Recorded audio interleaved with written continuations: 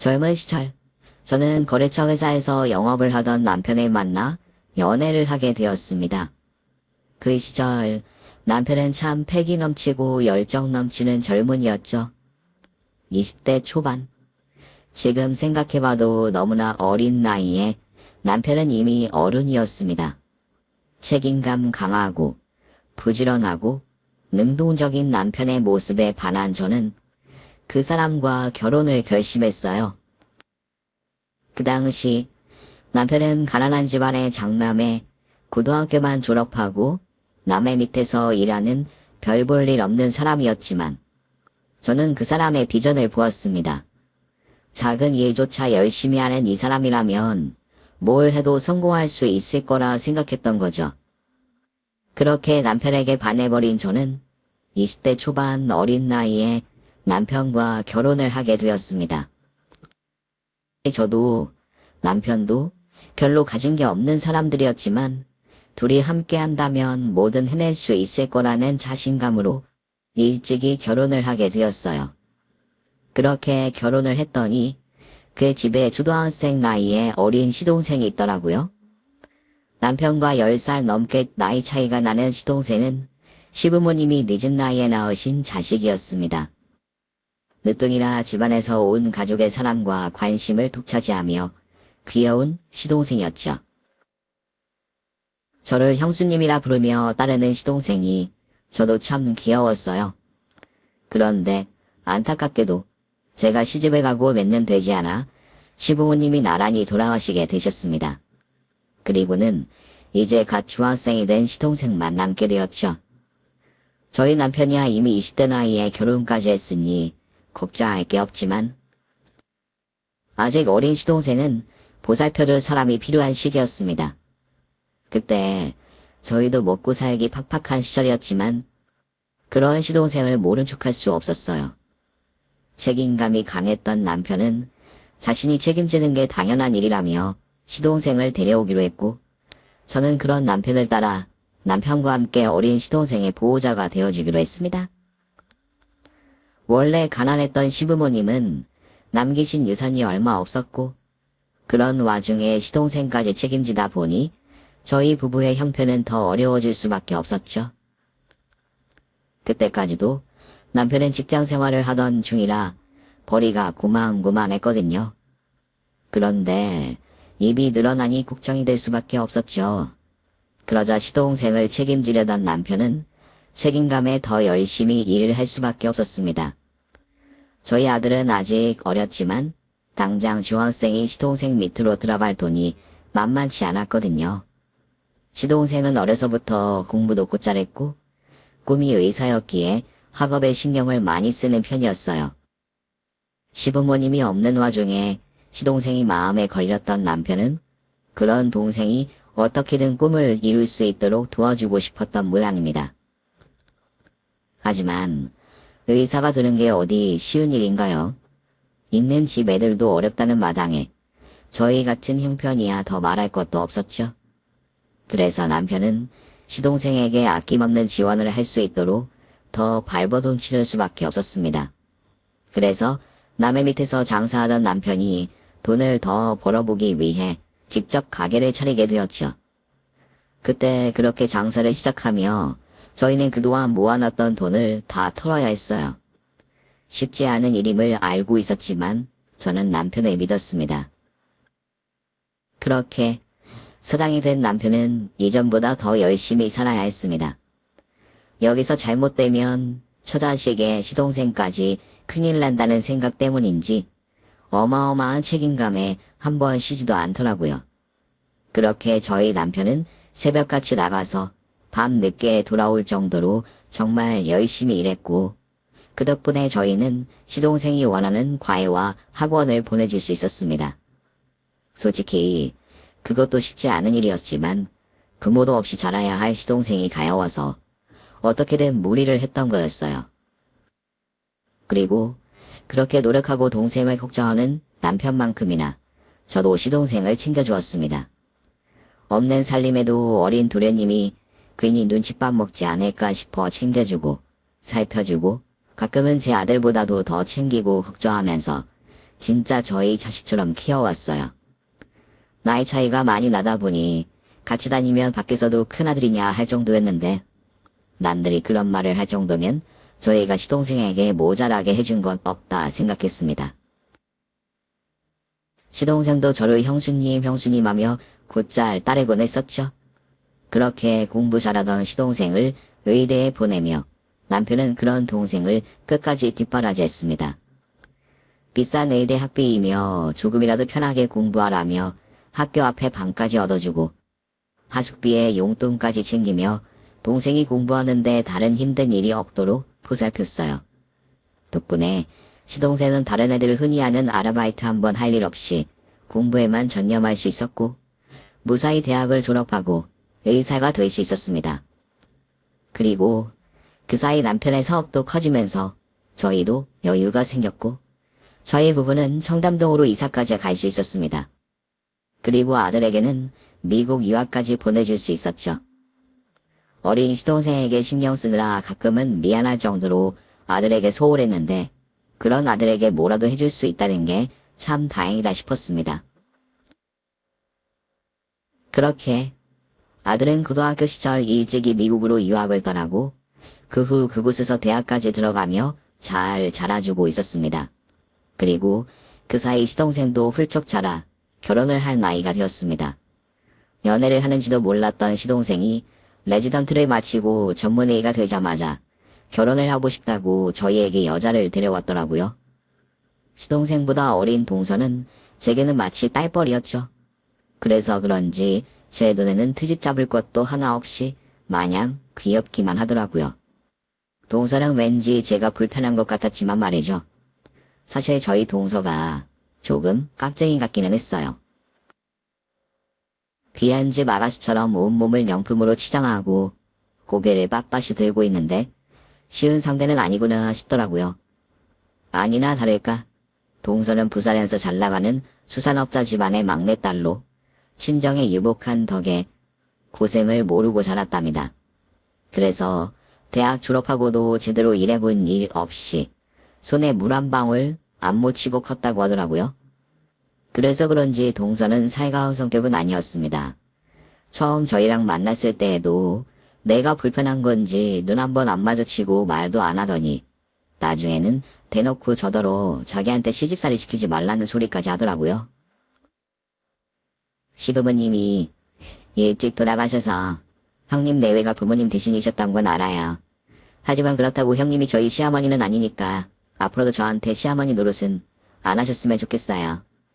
어머, 동서, 우리 아직 제대로 뭘 한 것도 없는데 거기서 그런 소리 하면 어떻게 해? 누가 들으면 내가 동서한테 잔소리라도 한 줄 알겠어? 내가 동서한테 시집살이 시킬 게 뭐가 있다고 그래? 괜히 서운하네. 아직 모르는 거잖아요.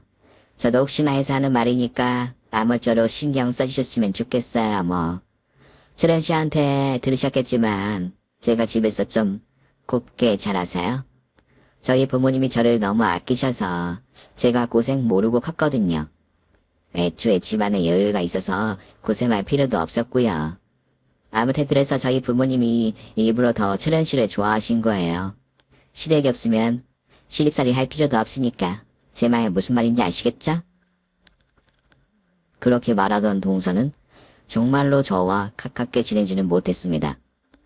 제가 무슨 말만 하면 시집살이 시키는 거라 하니까 저도 말을 아끼게 되고 동서랑은 거리를 두게 되더라고요.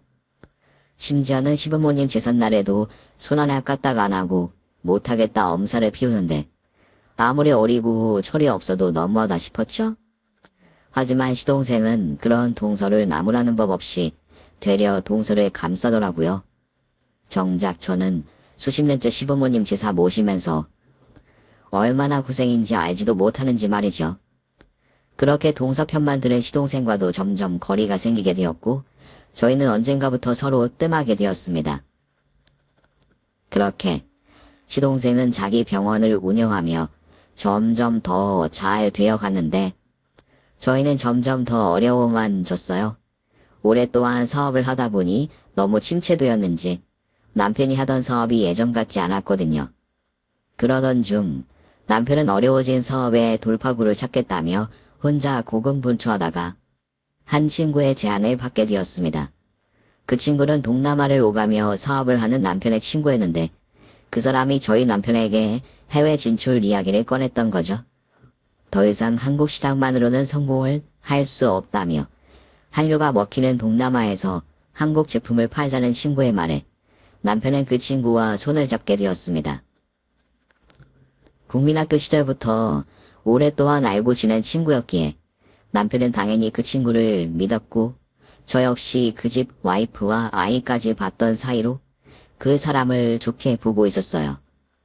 그렇게 남편은 친구와 함께 동업으로 사업을 확장하게 되었고 동남아는 무조건 자신이 잡고 있다는 그 친구의 말을 믿으며 해외 관련된 일을 그 사람에게 전부 맡기게 되었어요.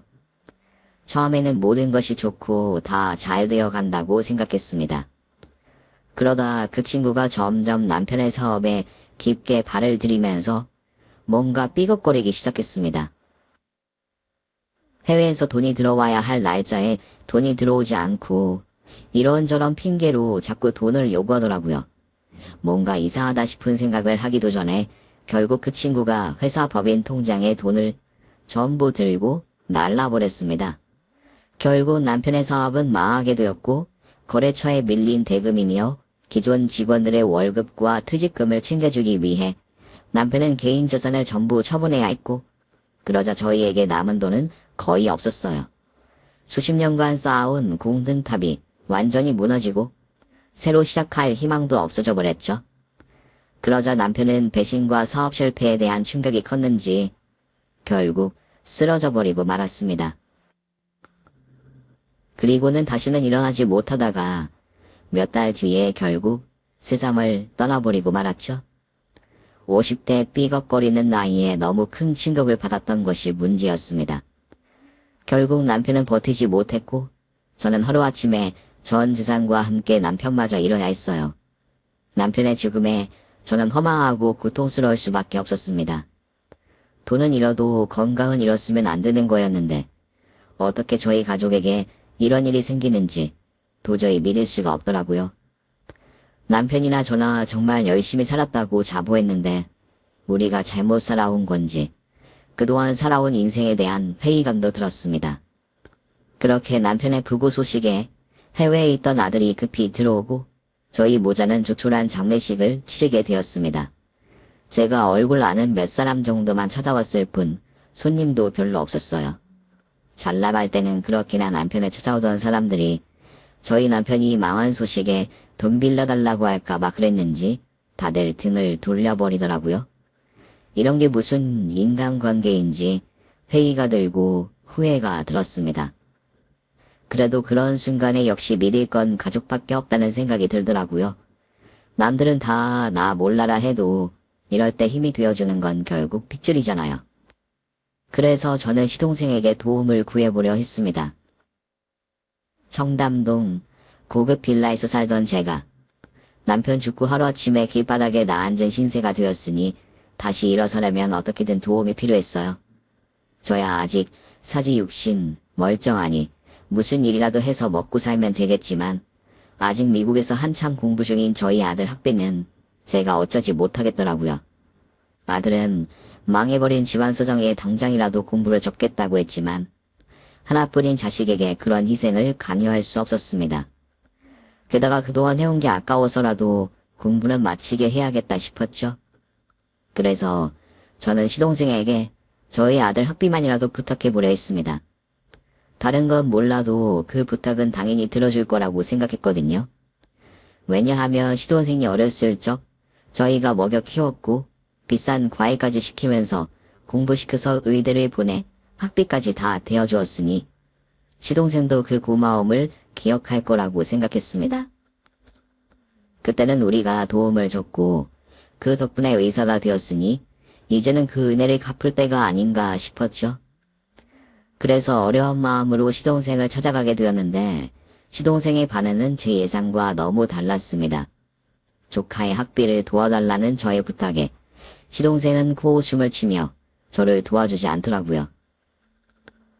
철연아, 우리 현중이 아직 학기가 남았는데 혹시 생활비랑 학비 좀 도와줄 수 있을까? 나야 어디로 가든 먹고 살 수 있겠지만 우리 현주이는 아직 어리고 공부 중이잖아. 그래서 좀 도와줬으면 좋겠는데 물론 너도 자식 키우느라 고생인 거 알지만 하나뿐인 조카이고 형 생각해서라도 이해해줬으면 좋겠어. 아, 진짜. 지금 무슨 소리를 하시는 거예요? 아니, 뭐 나한테 돈 맡겨놨어요? 형수 너무 욕심이 많은 거 아니에요? 나는 현주이게 아주 들어온 줄 알았더니 유학이요? 유학은 돈 있는 집 애들이나 하는 거지. 그동안이야 형이 잘 벌었으니까 가능했다고 하지만 이제는 형도 없고 형수는 돈도 없잖아요. 그럼 돈이 없으면 유학을 포기시켜야지. 그걸 왜 나한테 달라고 그래요? 형수 말대로 나 자식 있어요. 걔들 키우는데 드는 돈만 해도 힘들어 죽겠는데 내 책임도 아닌 조카 역비까지 대라는 거요. 진짜 염치가 없어도 너무 없다.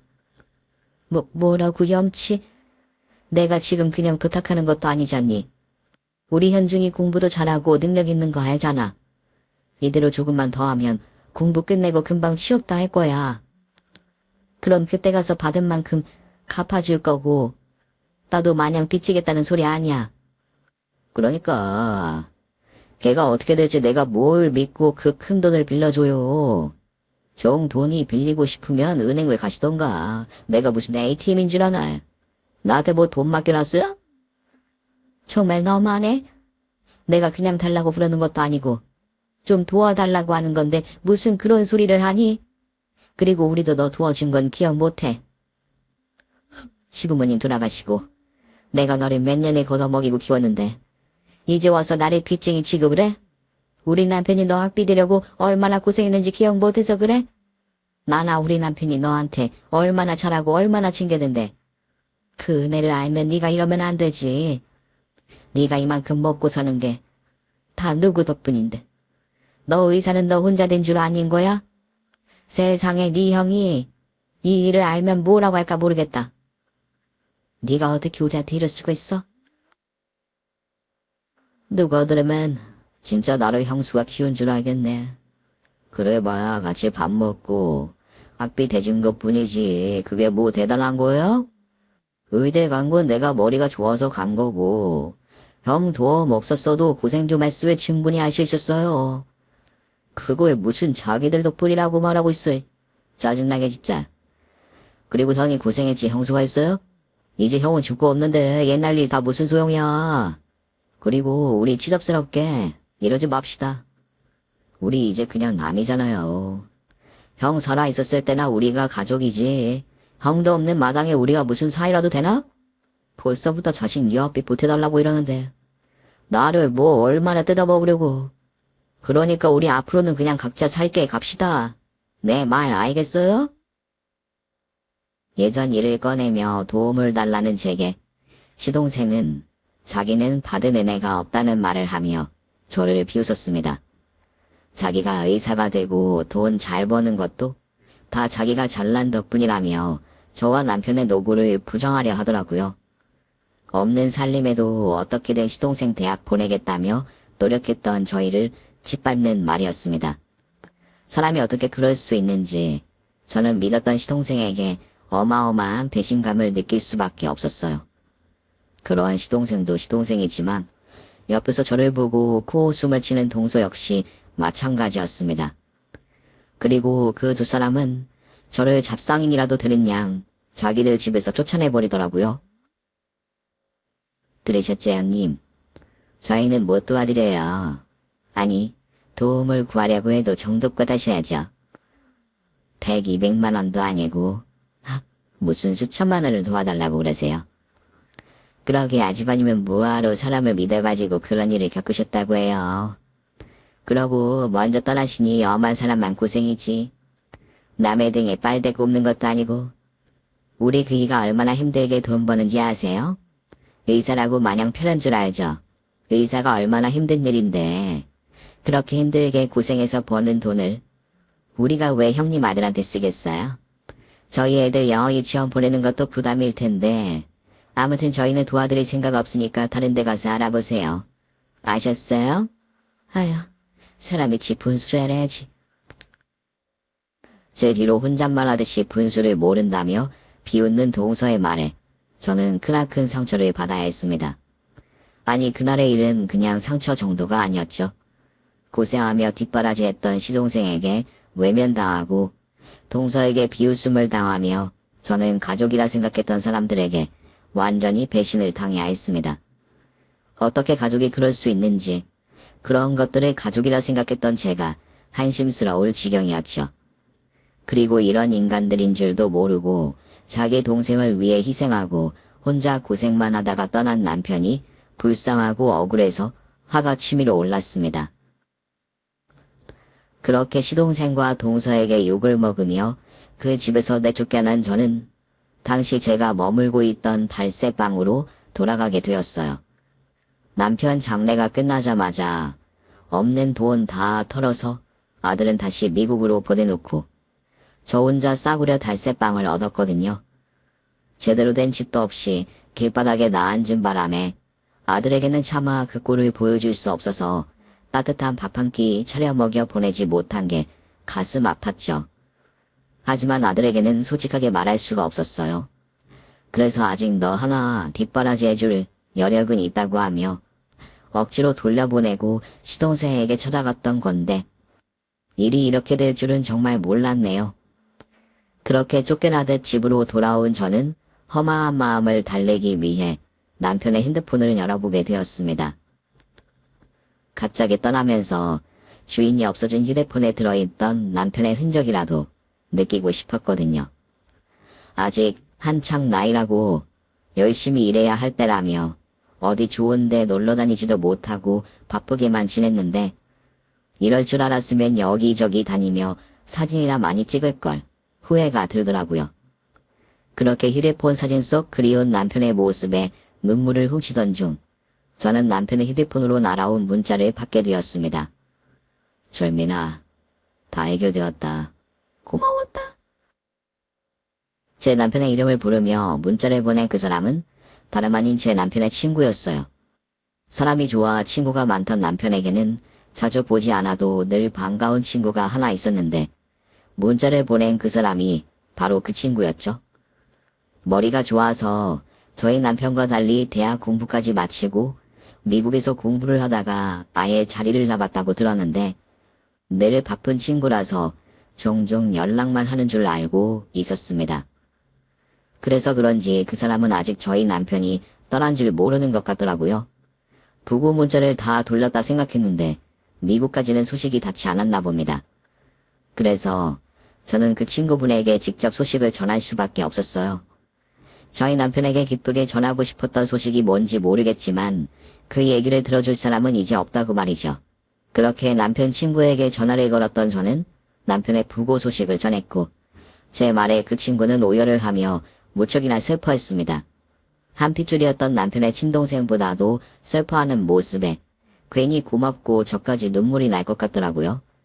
그래서 저희 남편을 그리워해 주는 것만으로도 고맙다고 생각했는데 그 사람이 제게 더 고마운 일을 전해주었습니다.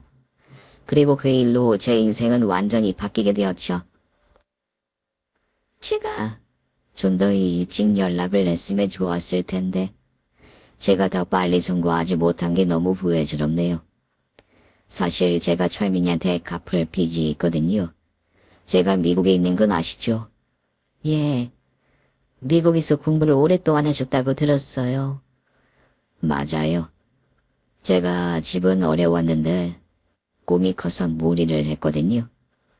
그때도 기껏 유학 와서는 생활비 없어서 빵 한 주머니로 겨우겨우 연명하는데 그때 한창 돈 벌고 일하던 철민이가 저한테 용돈을 챙겨주더라고요. 그래서 철민이는 저한테 참 고마운 친구였어요.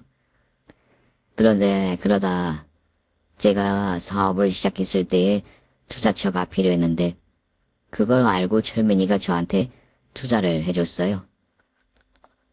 동양인의 비전은 없다 싶은지 아무도 투자하지 않겠다고 하는데 철민이가 그 얘기를 듣고 저한테 거금 5억을 건네더라고요. 너무 큰 돈이라 못 받겠다고 하는데도 꼭 받으라고. 그래서 덕분에 그 돈으로 사업을 시작할 수 있었죠. 그때 너무 고맙고 미안해서 제가 대신 성공하면 갚을 거라고 주식 지분 20%를 약속했거든요. 그리고 바로 저번 주에 저희 회사가 드디어 상장을 했습니다. 그리고 그 20% 주식에 대한 수익이 나왔어요. 그래서 그 소식을 전해주려고 그런 건데. 그 사이에 철민이가 떠나가 버렸더니 철민이에게 미안하고 고마워서 뭐라고 해야 할지 모르겠네요. 그러셨군요. 하긴 저희 남편이 거칠시 이야기를 많이 하기는 했어요. 좋은 친구이고 꼭 성공했으면 좋겠다고요. 아마 그래서 남편이 이 소식을 안다면 분명 기뻐할 거예요. 정말 그랬으면 좋겠네요. 근데 저는 친구 소식도 모르고 아무튼 철민이가 그렇게 떠나버렸으니 결국 이 주식의 소유는 재수씨가 되겠네요. 그럼 제가 재수씨가 잘 받을 수 있도록 변호사 도에서 초래해서 보낼 테니까 걱정 말고 계세요. 아마 지금 모르면 몰라도 여유로운 상황은 아니실 것 같은데 이걸로 다시 여유를 찾으셨으면 좋겠습니다. 남편의 친구는 제게 남편 몫이었던 20%의 주식을 보내겠다고 약속했습니다. 그 말을 들은 저는 얼떨떨하고 당황스러워 어쩔 줄 몰랐죠. 남편이 오래전 베풀었던 선행이 결국 제게 돌아온 것을 보고 저는 남편이 허투루 살지는 않았구나 싶어 안심했습니다. 그리고 누군가는 나를 돕는구나 싶어 다행이라 여겼죠.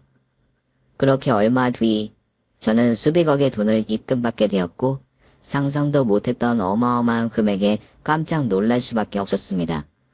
주식이라고 하기에 수억 정도 되나 했더니 미국은 정말 스케일이 다르더라고요. 그렇게 저는 하루아침에 수백억 부자가 되었고 덕분에 저희 아들의 유학 생활이며 저희 생활은 더 이상 걱정할 일이 없어졌습니다. 그래서 더더욱 먼저 떠난 남편이 안타까웠지만 그런 남편을 위해서라도 제가 아들과 함께 잘 지내야 된다고 싶더라고요.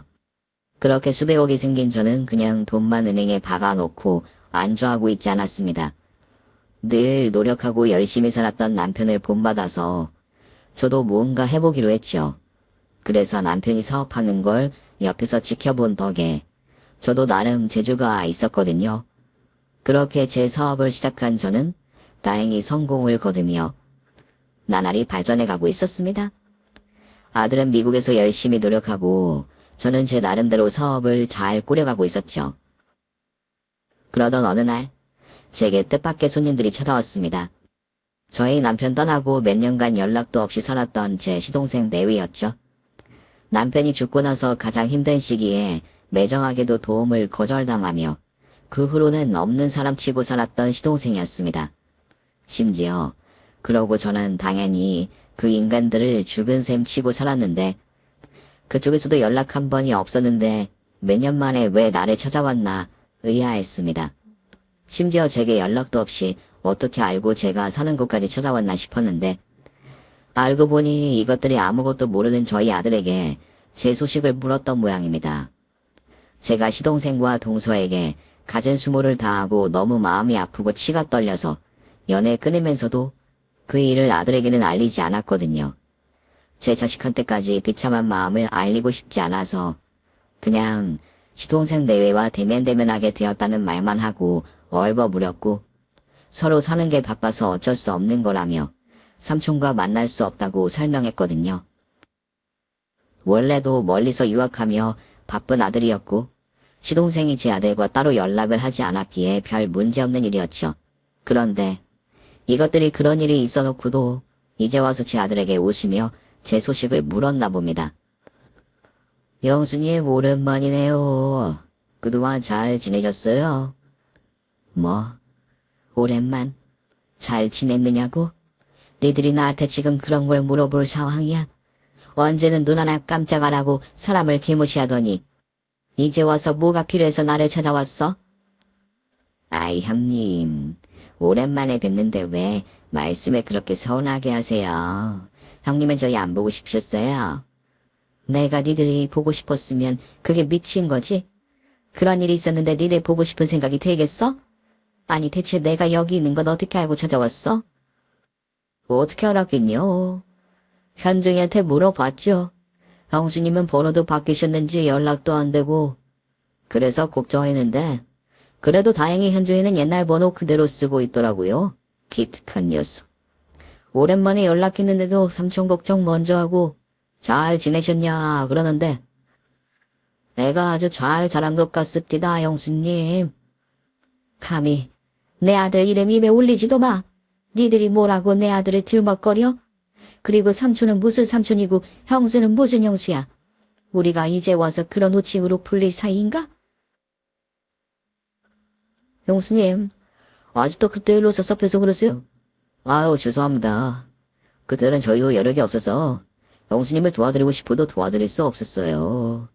그래도 지금 지내시는 거 보니까 형수님도 잘 지내시는 것 같은데 이렇게 잘 지내고 계셨으면 됐지 뭘 그렇게까지 역정을 내세요.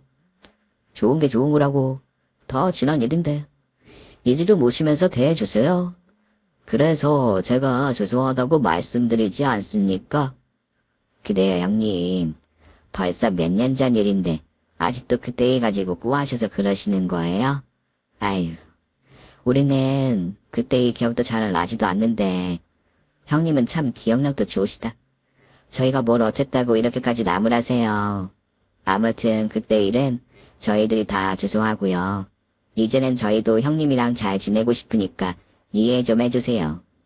형님도 이 땅의 친척이라고는 저희밖에 없으신데 가족끼리 잘 지내면 좋잖아요. 그리고 현중이한테는 우리가 작은 아빠 작은 엄마인데 이것들이 왠는 사이에 까마귀 고기라도 먹었나. 나보다 한참 젊은 것들이 어떻게 나보다 기억력이 안 좋다고 그러니? 하긴 원래 맞은 놈이 기억하는 거지.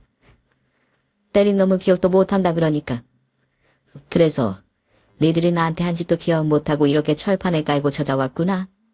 이제 와서 알랑방귀 끼는 걸 보면 그냥 온 것 같지는 않고 나한테 부탁할 일이라도 있나 보지? 우리 형님 눈치도 참 빠르시네요. 사실 저희 부탁이 있어서 찾아온 거예요. 저희도 형님한테 이렇게까지 부담드리고 싶지 않았는데 사정이 너무 급해서요. 그러니까 제발 옛날 일은 잊으시고 저희 좀 도와주세요 형님. 몇 년 만에 내 소식을 수소문해 찾아온 시동생과 동서가 옛날 일이 미안하다며 마음에도 없는 사과를 하는 걸 보며 저는 기가 막혔습니다. 옛날 일이 정말 기억이 안 나서 저러는지 아니면 기억하고 싶지 않은 건지 몰라도 자꾸만 과거는 잊고 새로 시작하자며 제 앞에서 친근한 척 알랑방귀를 끼더라고요. 그 잘나고 뻔뻔하던 시동생과 동서가 말이에요. 동서가 제 앞에서 살살거리는 걸 한 번도 본 적 없었는데 그런 걸 보니 그냥 내 사정이 달라진 걸 알고 콩고물이나 뜯어먹으려 찾아온 것 같지는 않고 아무래도 큰 부탁할 일이 있다 싶었습니다. 그러자 아니나 다를까 동서가 자기들을 도와달라 애원하더라고요. 도와달라니? 내가 뭘 도와줘? 동서 나한테 부탁 같은 걸 한 적이 있나? 나보다 잘난 동서가 나한테 부탁할 일이 뭐가 있다고? 형수님, 그러지 말고 저희 좀 도와주세요. 지금 저희가 정말 막다른 골목에 있습니다. 이대로 있으면 저 감옥 들어가고 저희 다 죽게 생겼어요. 그러니까 제발 좀 도와주세요. 감옥? 무슨 짓을 했길래 감옥 이야기가 나와? 아니, 그리고 감옥 갈 일을 저질렀으면 죗값을 치를 생각을 해야지. 내가 판사도 아니고 검사도 아닌데 나보고 뭘 도와달라는 거야? 저희 남편은 아무 잘못 없어요. 그냥 재수없이 잘못 걸려서 그렇지. 원래 의사 일이라는 게 그렇잖아요. 사람 고치는 일이 어디 뭐 쉬워요? 그러다 보면 사고도 있고 실수도 있고 별별 일이 다 있는 거라고요. 근데 그거 실수 좀 했다고 사람을 고발을 하고 그러는데 저희 정말 죽겠어요. 그래도 비싼 변호사 구하면 빠져나올 구멍이라도 있다고 그러는데 그러니까 형님이 변호사 비용 좀 대주셨으면 해서요. 뭐? 아니, 변호사는 알아서 구하면 되는 거지. 그게 뭐라고 나한테 찾아와서 이러는 거래? 내가 뭐 아는 변호사라도 있는 줄 알아? 그러지 마시고 좀 도와주세요. 저희도 다 들었어요. 형님 비싼 리조트로 골프 치러 다니시고 옛날보다 씀씀이가 더 커지셨다고요. 사업하신다 그러시더니 사업이 대박나신 거예요? 아무튼 정말 잘 됐어요, 형님. 아주버님 갑자기 그렇게 되시고 저희도 걱정 많이 했는데 형님이 이렇게 잘 되신 거 보니까 너무 기뻐요. 아무튼 그래서 저희도 형님 매력 되시는 거 알고 찾아온 거예요. 저희 힘으로 하고 싶지만 그럴 상황이 안 되어서요. 아니 지금 다들 무슨 소리를 하는 거야? 다짜고짜 찾아와서 옛날 일 다 잊고 도와달라 어쩌라 뻔뻔한 소리 해대는 것도 짜증나 죽겠는데 나보고 변호사 비용을 대신해 달라고? 무슨 일을 저질러서 이러는지 말도 안 하면서 나한테 막무가내로 이러는 게 맞아? 대체 무슨 짓을 했길래 이래? 의사들은 웬만해서는 법도 안 무서워한다고 그러던데 이 정도면 뭐 환자라도 죽은 거야 뭐야? 그냥 던진 제 말에 동서와 시동생의 표정이 순식간에 사색이 되었어요. 병원에서 일을 하다가 사고가 나서 변호사를 구해야 한다고 하기에 무슨 일인가 했더니 정말로 사람이 죽었던 모양입니다. 수술을 하다가 의료사고가 났는데 이게 웬만한 실수가 아니라 완전히 의사의 책임으로 밝혀졌던 모양입니다. 그래서 시동생은 소송을 당했고 곧 재판을 받을 예정이라고 했습니다. 그래서 변호사들을 구하러 다니는데 아무도 맡아줄 생각을 안 한다고 하더라고요. 자기들이 봐도 심각해서 그러는지 이게 가능성이 너무 낮다는 것이었죠. 다들 못 맡아준다고 그러는데 딱 한 군데에서 도와주겠다고 하더라고요. 이런 일 전에도 해봤다면서 자신 있다는데 근데 그 변호사 비용이 특수금만 억인 거예요. 심지어 형 받고는 그 몇 배를 더 달라고 하고요. 아니 아무리 변호사가 대단하다 그래도 어떻게 억을 불러요? 그래도 거기서는 최대한 형 줄여줄 수 있다고 하는데 지금 저희 상황에는 답이 그것밖에 없었어요. 근데 지금 사고 터지고 병원 문도 닫고 돈 한 푼도 없는데 어떻게 그런 비싼 변호사를 쓰겠어요. 그래서 형님이 저희를 좀 도와주셨으면 해서 찾아왔어요. 그걸 왜 나한테 부탁을 해? 니들 나한테 돈 맡겨놨니? 오히려 받으려면 내가 너희들에게 받을 게 있을 것 같은데. 웅수, 자꾸 그렇게만 말하지 말고 저 좀 도와주세요. 저희도 오죽하면 이러겠어요. 진짜 이러다가 저 감옥 가고 저 사람 혼자 자식 키우고 그러면 다 끝이 나는 거예요. 그래요 형님. 저희가 부탁할 곳이 형님 말고 어디 있겠어요. 그러니까 제발 안타깝게 생각해서 좀 도와주세요 진짜. 그러니까 내가 왜 니들 사정을 봐주느냐고. 진짜 기가 막힌다. 한두 푼 빌려달라는 부탁도 들어줄 생각 없는데 뭐 수억 원의 변호사 비용을 대달라고? 니들은 염치라는 게 정말로 없니? 누가 들으면 내가 니들한테 어마어마한 빚이라도 진 줄 알겠어. 내가 좀 도와달라 그랬을 때는 각자 살게 가자고 쫓아내더니 니들이 나한테 한 빚이 있는데 어떻게 이렇게 뻔뻔한 소리를 해? 진짜 보통은 아닌 줄 알았지만 상상이 이상이구나. 염치이고 개념이고 말아먹었어 아주. 이런 것도 부부끼리 닮은 건지 둘이 똑같네 아주. 이런 부탁하려거든. 나 말고 동서 친정에다 가지 그랬어. 동서 친정 잘 살잖아. 부산에서 몇 손가락에 드는 부자라고 자랑을 하더니 왜? 남편이 사람 죽인 얘 가지고는 친정 도움 못 받겠어? 내가 보기에는 도와주실 것 같은데. 동서 부모님도 의사사위 좋아하시잖아. 의사사위 잘못이라면 뭐든 도와주겠다고 난리 아니야? 저도 당연히 그러고 싶죠. 나는 뭐 좋아서 형님한테 찾아온 줄 알아요? 근데 상황이 그렇게 안 되니까 그런 말이에요. 남에서 더 알지도 못하면서 왜 그런 소리를 하세요? 고개 숙이며 서정하는 시동생의 동서까지 제 치맛자락 붙잡고 도와달라고 하는데 잘난 친정 두고 왜 나한테 이러나 싶었습니다. 그래서 친정에 도와달라 하라 그랬더니 그 말에 동서가 갑자기 흥분을 하더니 막 소리를 지르며 말을 하더라고요. 지금 자기 친정에 도움을 받을 수 있는 상황이 아니라는 거죠.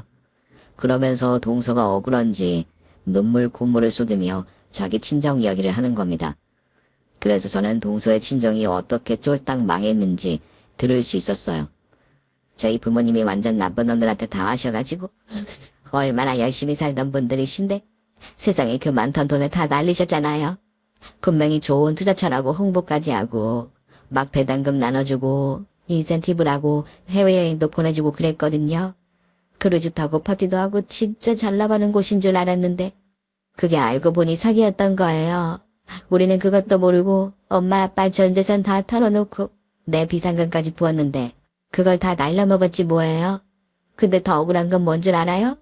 우리 엄마 아빠도 당한 건데 우리도 피해자인데 우리가 가해자가 되어버려서 다른 사람들한테 돈까지 갚아줘야 했어요.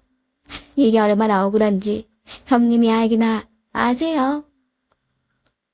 알고 보니 부산에서 잘 나가던 사돈댁이 사기 사건에 휘말리며 큰일을 치렀답니다.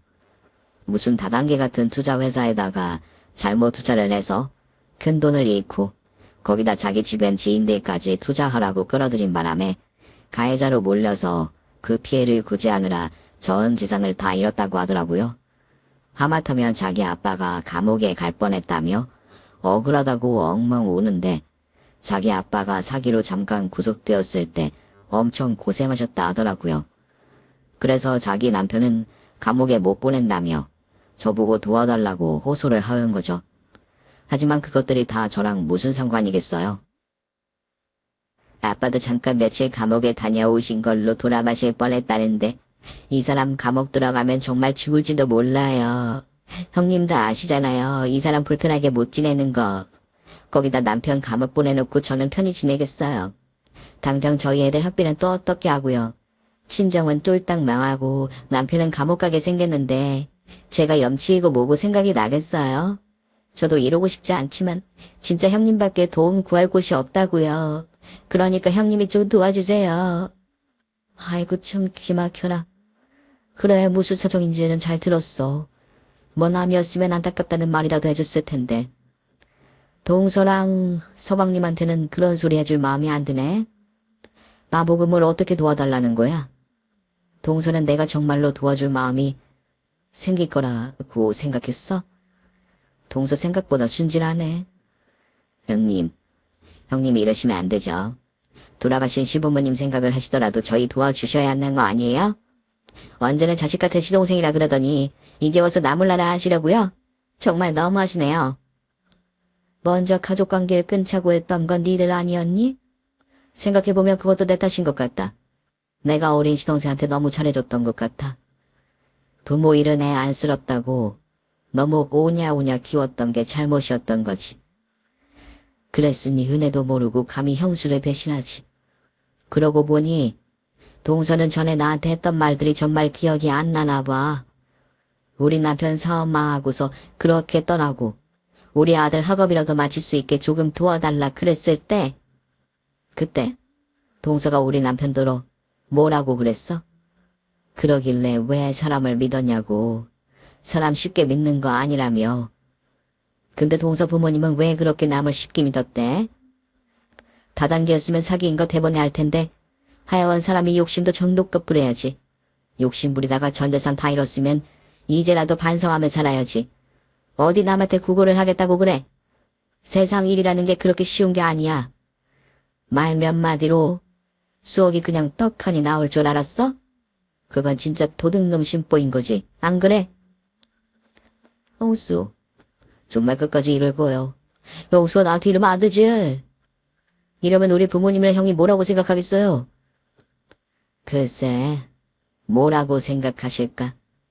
서운하실지는 몰라도 혼은 안 내실 것 같은데 내가 니들한테 못해줬으면 몰라도 나는 할 만큼 했지 않니?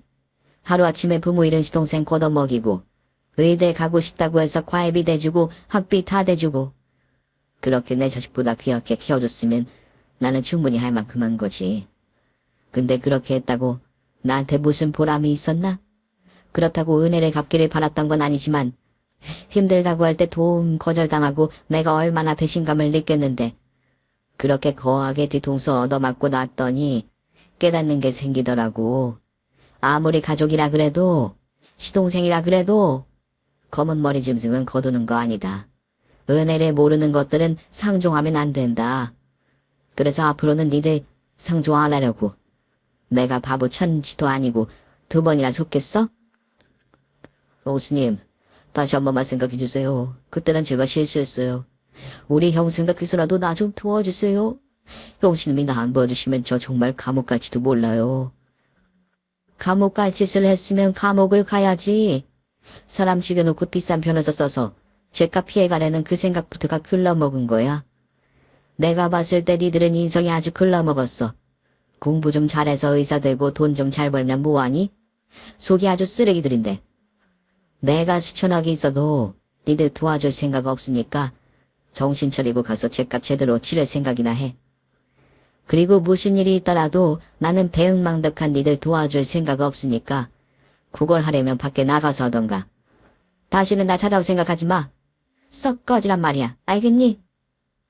제게 끝까지 매달리는 파렴치한 시동생과 동서에게 저는 독한 말을 내뱉으며 제 집에서 쫓아내버렸습니다. 처음부터 도와줄 생각도 없었지만 그래도 무슨 말을 하려나 말이나 들여보려 그랬는데 괜히 아까운 제 시간만 버린 셈이 되었네요. 그것들은 그런 상황에서도 달라진 게 전혀 없었어요. 말로는 죄송하다, 잘못했다고 하면서 그 속은 여전히 자기들만 생각하는 것 같았습니다.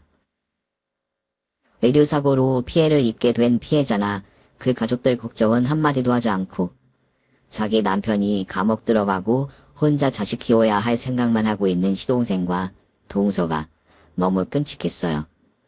그래서 저는 절대로 도와줄 생각이 없다며 두 사람과의 연을 아주 끊어버렸죠. 시동생 말대로 이런 저의 매정한 모습을 보고 시부모님이나 남편이 뭐라고 말할지 모르겠지만 저는 이미 그들을 제 가족이라 생각하지 않았습니다.